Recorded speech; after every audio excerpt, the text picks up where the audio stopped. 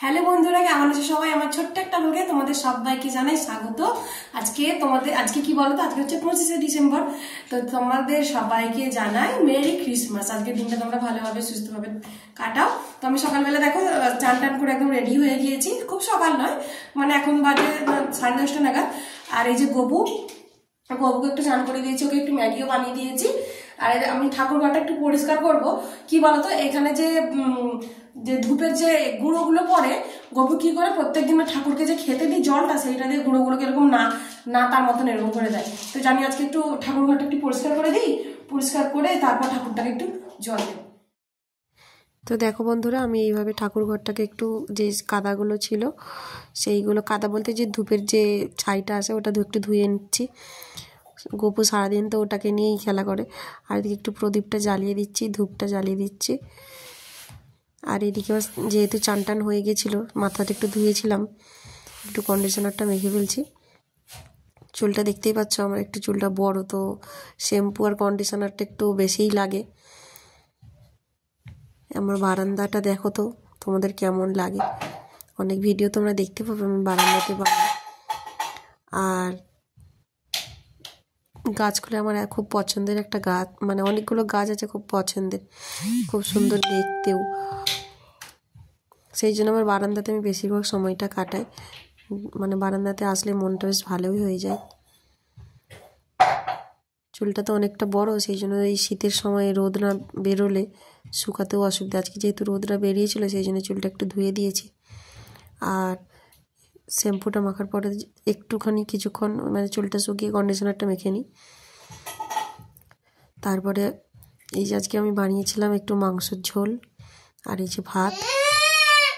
মাংসের ঝোলটা একটু লঙ্কা ছাড়াই বানিয়েছিলাম, যেহেতু আমার ছেলেই খাবে। আর যেহেতু ওর পাপা আজকে খাবে না, ওর এতটাই ও ডিউটিতে ব্যস্ত যে আজকে ওর মানে ডিউটি করতে করতে একটু বাড়িতে এসে কেকটুকু খাওয়ারও ছেলের সঙ্গে সময় নেই, ও খুব ব্যস্ত।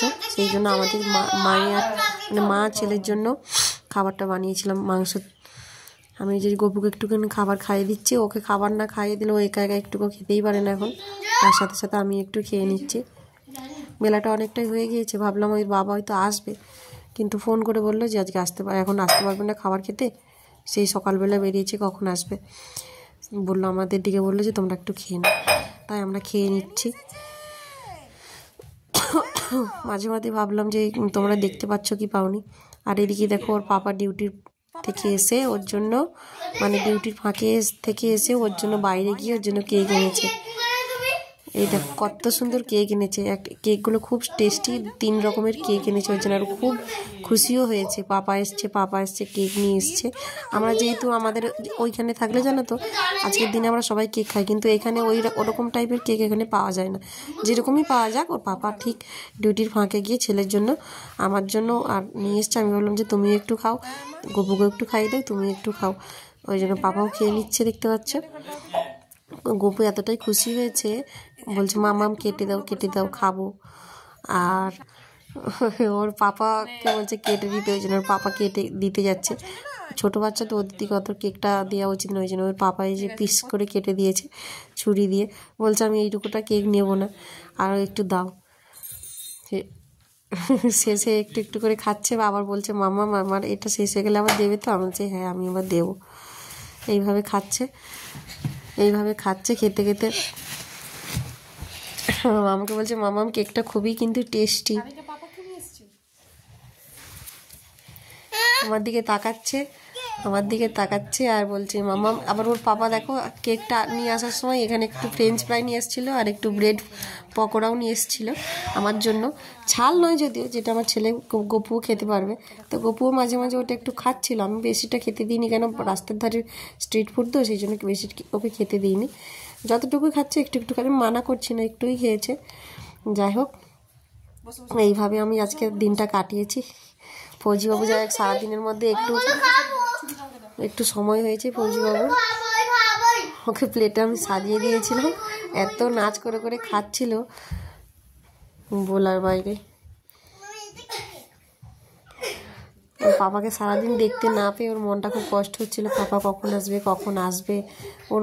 ওর মধ্যে দিদুনও ফোন করে ফেলেছিল, কী করছো, কেক খেয়েছো নাকি, সেই জন্য আরও কেক খেতে ইচ্ছে হচ্ছিলো। ওই জন্য পাপা একদম কেয়ার করছি। ও যে ক্রিসমাসের একটা নাচ করছিল তোমরা দেখেইছো, আবার ভাবলাম যে একটু তোমাদেরকে দেখাই। দেখো আমি ভাবছিলাম মামা এরকম একটু নাচ করো, তোমার বন্ধুদের থেকে আমি দেখাবো। কি সুন্দর নাচ করছে, একদম চোখ জুড়িয়ে গেছে। কেউ যদি এরকম নাচ করে কোনো ছোটো ছেলে সব মানে একদম তো চোখ জুড়িয়ে যায়, তাই না? তো যাই হোক বন্ধুরা, আমি ব্লগটা এখানে শেষ করছি।